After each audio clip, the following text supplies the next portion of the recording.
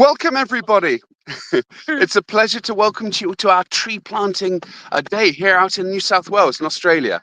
My name's Stuart McPherson. I'm the project leader of Darwin 200, and this is the wonderful Karen Brewer. Hello, how are you today? Thank you for joining us.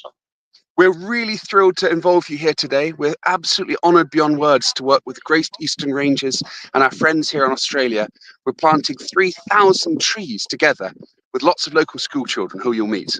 But first up, we've got a wonderful interview with Gary Howling, the CEO of Great Eastern Ranges, to explain exactly what we're doing and why we're doing this. So Gary, over to you. G'day everybody, and it's my pleasure to welcome you all here today to the beautiful landscape just outside of the township of Crookwell on the central tablelands of New South Wales. The place that we're standing here right now and where you're going to be meeting some of the local students is an absolutely superb landscape. It's part of what we call the Great Dividing Range, which is the world's fourth longest mountain range that runs right the way down the east coast of Australia from Cape York in the far north of the continent, right the way down into the south to the state of Victoria and across to the west into what are called the Grampian Mountains in the western part of the state of Victoria. The Great Eastern Ranges initiative was established a number of years ago to link and protect and regenerate habitats right the way along the length of that Great Dividing Range corridor.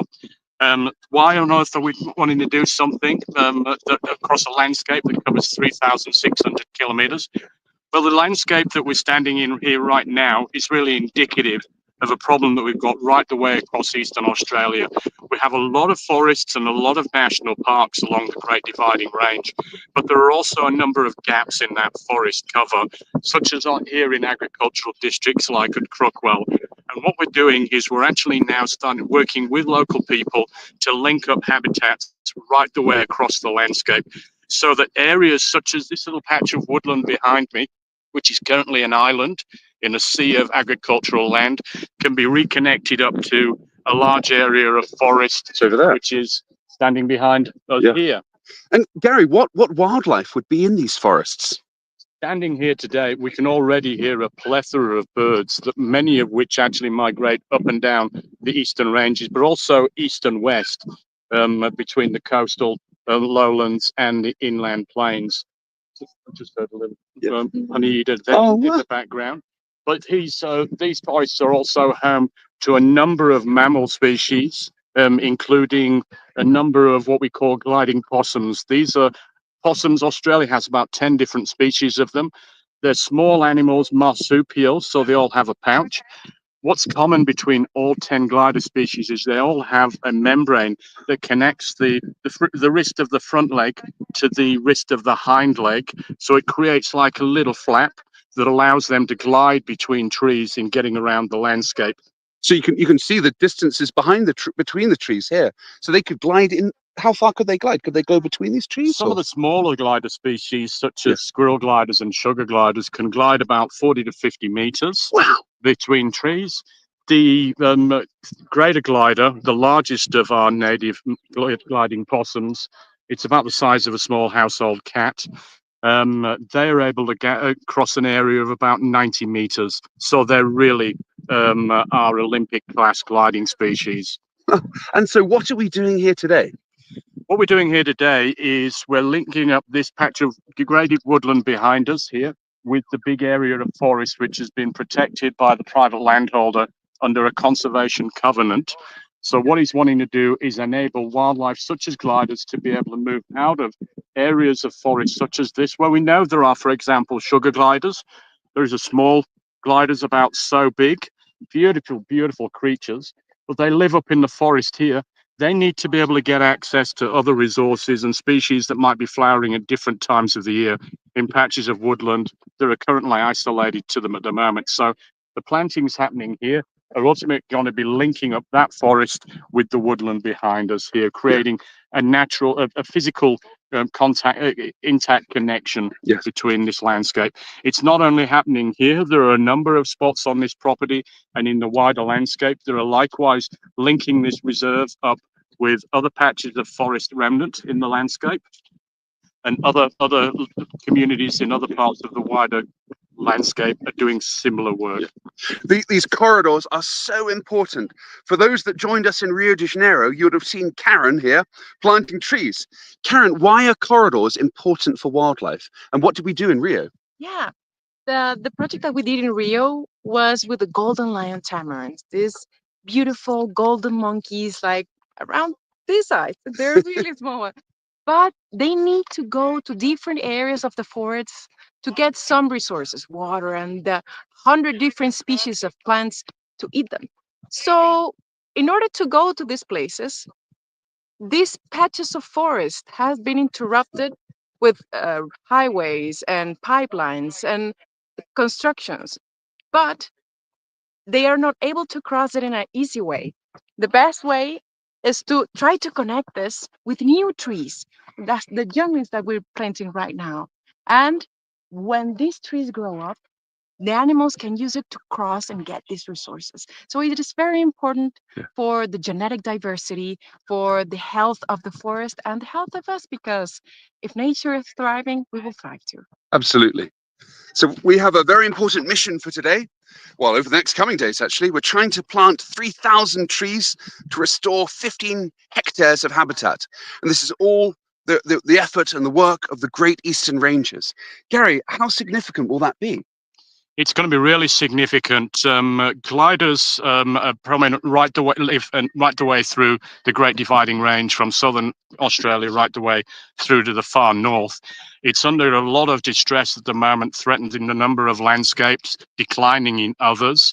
And so projects like this are going to help us to bolster their populations a great deal. It's not happening just in this particular landscape. Here we're doing something in a landscape that's known as the Canangra Triangular Link, which is a natural corridor which radiates from the Great Dividing Range to the west of Sydney, and it runs out to the west to connect up with woodlands of inland New South Wales. We've got similar projects that are happening in other parts of Eastern Australia, from central Victoria down on the southern New South Wales border with Victoria, also up in Queensland. They all form part of a program that we're referring to as glideways. So the 3,000 trees that are being planted here today are being planted by our regional partner, Canangra Triangular Link Partnership. They're working with the local students from the local Crookwell High School. And what we're going to be doing during the course of today is getting in as many plants as we can so that we can get habitat and connections back for our local gliders as quickly as possible, complementing what's happening elsewhere across the Eastern Ranges as part of our Glideways program. And so how many kids have we got planting here today, Gary? There are about 40 or 50 school kids here today. Wow. That's amazing. Look, you see them all at work. So we started about half an hour ago, and they've already got several rows of trees in. We're going to meet Gary, the farmer who owns this beautiful property, in a little while, and he's going to explain the whole process. But as you can see, the kids are putting in their trees. Look, let's go down and see it in action. I think there's one about to go in right here. So it's really important the trees get established, unlike in Brazil, where we planted trees in the tropical Mata Atlantica, the Atlantic rainforest. Here in Australia, we have a very different ecosystem. It's much drier. And so you have to really think carefully about the water to enable the trees to survive. So the first step is to dig these trenches and plough up the ground. And put in these shields to protect the trees from water around the trees once they go in. Oh. Yeah. So yes, so Gary, so how many trees do you think we're going to get through today? I think we're going to get through probably about 200 or 300 today. It's just in one hit. That's amazing. That's incredible. Wow. Well, as you can see, the kids are doing a fantastic job. So what they've done is they've split up the task between themselves. Yep. Some are going through around digging the holes in preparation. There's already been a lot of ground preparation that's been done by the landholder using mechanical machinery. Yes. So some of them have gone around and dug the holes. Others have then taken the tube stock plantings out of these special planters that we've got over in the back of the truck. So take those plants and put them in the ground, make sure that they're well and truly secure with really good soil around them. And then others are going around putting stakes through these cardboard protectors and then getting those in the ground. What they do is they protect the little tree sapling until they get a little bit bigger. We have a bit of a problem with rabbits in Australia. Right. Rural rabbits that were introduced back in the 1800s, and they like to feast on little saplings such as these. So Absolutely. it keeps them safe, and also it gives them a nice snug little environment. They're being grown obviously in a nursery, so it gives them a nice snug comfortable environment to grow up in. And how long would it take for the trees to grow up from the putting in these little, if you're looking carefully inside these cardboard protectors, they're the little seedlings. How long would it take for them to reach a mature size, do you think? In the environment like we have around here, you're probably looking at close to 100 years before you've got a really good sized tree. Yes. I mean, the trees that are around here are in the order of about 200 years old. 200 years, wow. So it's a good start to start that process today and see how fast they can grow. We'll come back in a year or two's time and hopefully see this forest, this young forest growing up. So how many trees have you guys planted? I've been planting mostly been doing the cardboard boxes. Oh, okay. Oh, that's good. 3 rows now. 3 rows, that's pretty good going. Fantastic. Oh, there you go, Karen. Oh, you've got some fresh seedlings to go in. Which species? What have we got here? We've got some shrubs here, so we've got and a few gums. So just like some tea trees, a couple of acacias, and a few small gums. Yep. Wow. And how important is it to diversify the trees? Very important. So, yeah, having a variety of trees. So shrubs at different levels, the different flowering times. Yes. Also, just like different habitat requirements of different things, like small birds. They like these little, they love these little tea trees. Wow.